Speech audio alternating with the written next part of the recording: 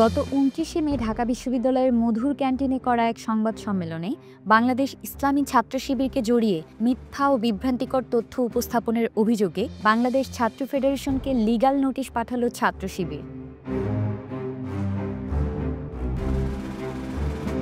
গত সোমবার শিবিরের পক্ষে সংগঠনটির আইন সম্পাদক আরমান হোসেন অ্যাডভোকেট মোহাম্মদ মুজাহিদুল ইসলামের মাধ্যমে এই নোটিশ পাঠান।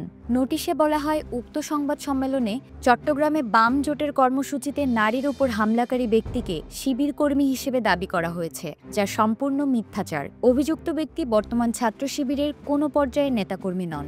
এতে আরও বলা হয়, বাম ছাত্র সংগঠনগুলো দীর্ঘদিন ধরে আওয়ামী লীগের ফ্যাসিবাদী রাজনীতির সহচর হিসেবে ক্যাম্পাসের সহাবস্থান ও সুস্থধারার রাজনীতিকে ধ্বংস করে দিচ্ছে। বিগত ২৭ মে রাতে রাজশাহী বিশ্ববিদ্যালয়ের শাহবাগ বিরোধী ছাত্র ঐক্যর মিছিলে বিনা উস্কানিতে গণতান্ত্রিক ছাত্রজোটের হামলা অস্থিতিশীলতা তৈরির পরিকল্পনারই অংশ।